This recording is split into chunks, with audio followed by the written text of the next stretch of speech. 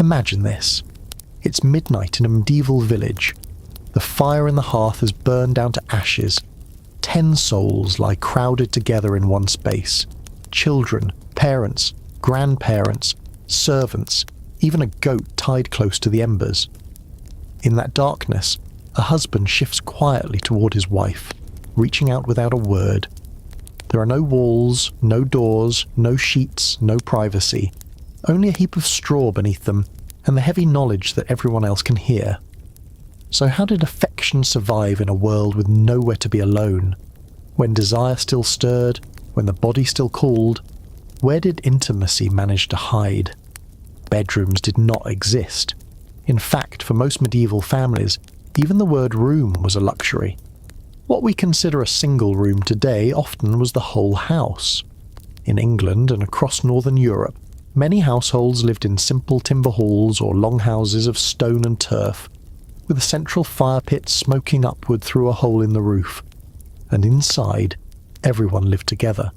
Parents, children, grandparents, a cousin or two, servants if they had them, and often animals brought in for warmth. A cow, a pig, or chickens scratching near the hearth. Beds were not private havens, they were communal. Straw mattresses on wooden slats, or in poorer homes just woolen cloth laid on the floor. Pillows were rare, partitions almost unheard of. No curtains, no locks, just open space. Records from the 13th century confirm this. Most English peasants lived in what were called open halls, one heated space where the whole family slept. Probate inventories list a single bed as normal, not unusual. In such homes, day and night blurred together. A table by daylight became bedding by night. The same blankets that covered a child wrapped the parents too. In winter, bodies pressed close for warmth, survival taking precedence over comfort. There was barely space to stretch, let alone privacy. Yet this was the stage upon which marriage unfolded. This was where couples tried to love one another, in crowded air, in the noise of family, in the absence of solitude. Marriage in that world did not come with solitude, it came with company. Even after vows were spoken and meals shared, the first night as husband and wife rarely meant privacy. In some places, it meant the exact opposite. Communities often practiced ceremonial bedding. Witnesses leading the couple to bed, standing watch, ensuring that consummation would follow. What we would see as deeply intrusive was, to them, proof of marriage's legitimacy. For most couples, though, intimacy was not ritual. It was simply difficult. Court documents reveal their struggles. In 14th century Yorkshire, one wife was accused of lying with her husband behind the bread oven. Her family home had no other space. In Essex, a servant testified she overheard her master and mistress every night, their only separation being a thin cloth hung between them. Within marriage, physical relations were expected. Church teaching framed them as a duty, the marriage debt owed by one spouse to another. Couples did what they could, timing their embraces for when the children slept, when the household grew quiet, when market days emptied the home. Others made no attempt to wait at all. Blankets were pulled high, voices dropped low, and an unspoken understanding settled over the room. Everyone else could hear, but no one spoke of it. In one sense, love was never alone. In another, it was never free. When there were no walls to build, people turned to cloth. Fabric became the first boundary between intimacy and the gaze of others. These weren't sheer veils. They were heavy woolen hangings, patched and worn, sometimes lined with fur nailed into beams or strung across rafters. They muffled nothing, but they created the illusion of space. Even that illusion mattered. A couple could slip behind a curtain to undress, to murmur softly, to find each other in the dark without a dozen eyes fixed upon them. By the 15th century, wealthier peasants were recording bed curtains in their household inventories alongside pots and ploughs. That detail itself tells us something. Privacy was precious, even if scarce. In towns, apprentices often shared crowded sleeping quarters, but the master and his wife claimed the only bed enclosed by curtains. The four-poster bed, hung with thick drapes on every side, was more than furniture. It was a room within a room, a cave of warmth, a shelter of fabric where breath and touch belonged to 2 people instead of 10. Still, most families managed with far less. A blanket tacked across a corner, a reed mat bundled into a screen, a rough cloth stretched over a beam. It was not about silencing the world. It was about holding on to something of their own.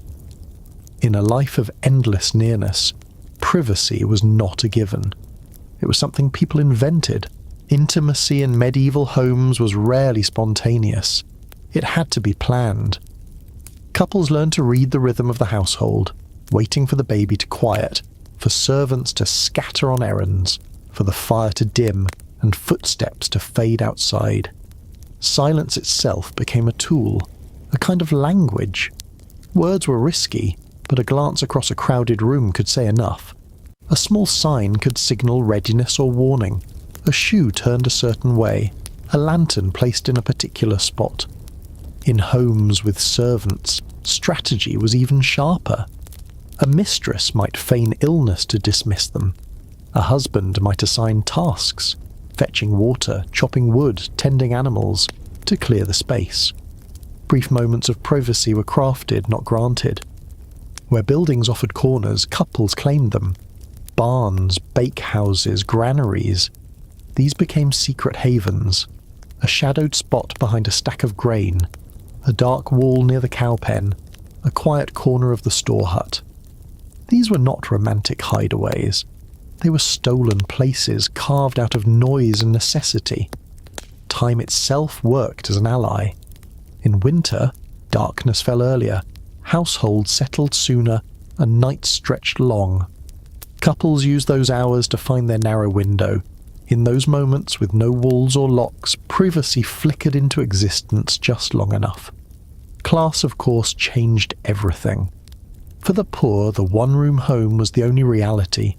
Privacy was an impossible dream. For wealthier yeomen, merchants and minor lords, privacy became a visible marker of status. By the later Middle Ages, some homes began to include solas, upper chambers set apart from the main hall. Here, the lord and lady could retreat behind a door, sometimes even with a lock. Inventories from 14th century Kent list such rooms with linen sheets, bed curtains, and small chests for personal belongings. For them, intimacy could finally unfold with fewer witnesses. But for the majority, cotters and villains, life still circled around the open hearth, the cradle by the fire, the thatched roof overhead. And even when nobles lived in castles, privacy was never complete. Walls were thin, floors creaked, and servants listened. Gossip moved quickly. Privacy was not absolute. It was scaled, purchased, or improvised. A curtain could block a gaze, wealth could block a noise. But only silence could hold the rest of the house at bay. But what happened when even curtains failed? Then you left the house. Many couples, especially the young or those without space indoors, sought privacy where no one else lived, in barns, in bakehouses, or along the edge of the woods. These places were cold, uncomfortable, sometimes even dangerous, but they offered one thing their homes never could: no witnesses. Church records speak plainly of these choices. Cases mention lovers caught near the stables, behind mill walls or in fields under hedges.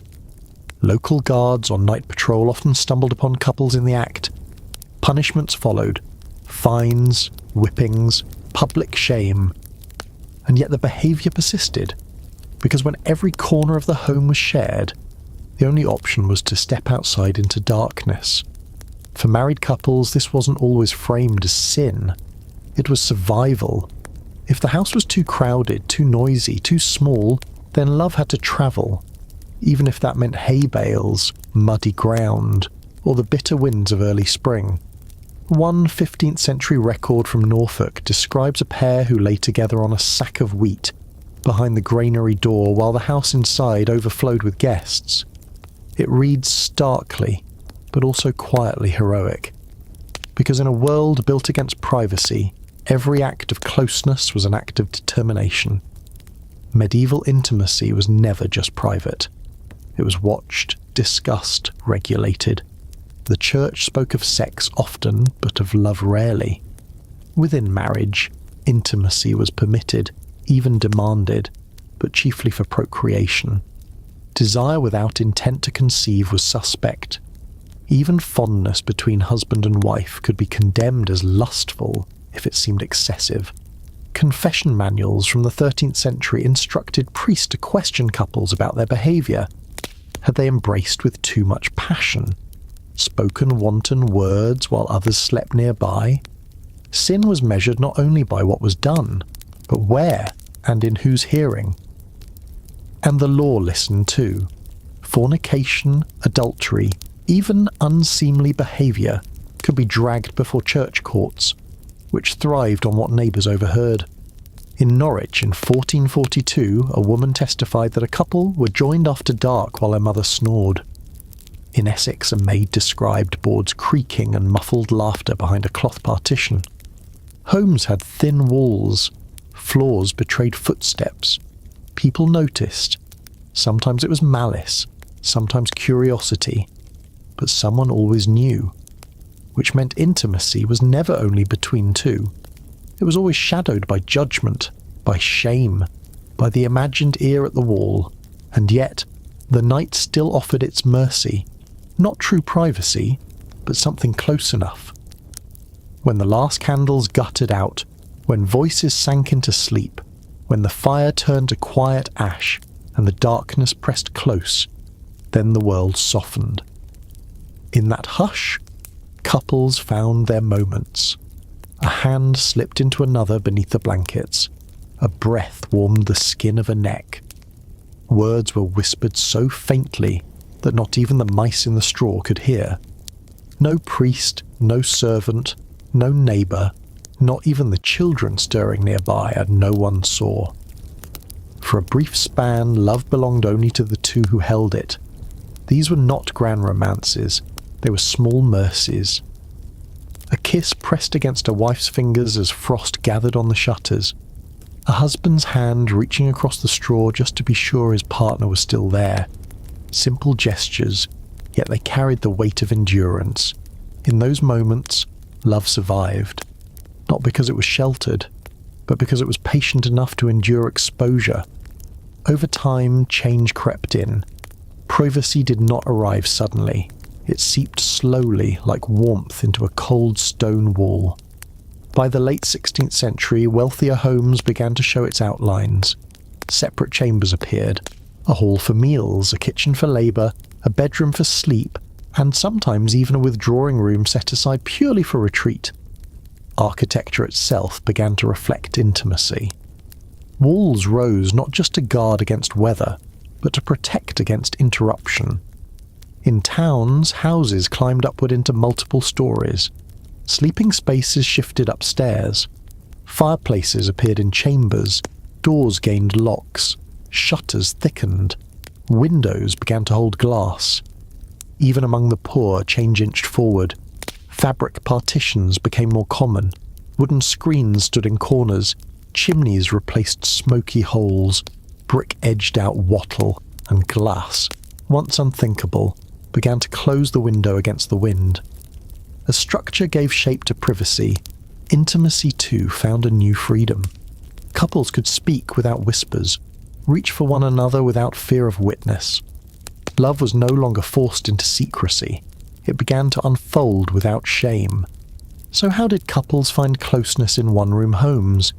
They didn't wait for space to open. They created it. They pulled curtains, timed silences, signalled with glances, slipped into barns and bakehouses, whispered beneath blankets. They loved not because the world allowed it, but because they needed each other more than they needed comfort. Love in those crowded houses didn't flourish because conditions were kind.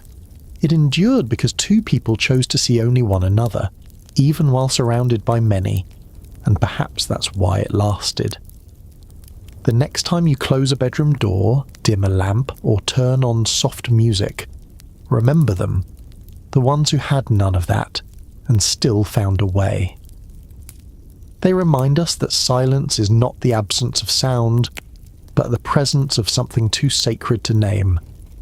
When I picture those one-room homes, dark, cramped, cold, I don't see only hardship.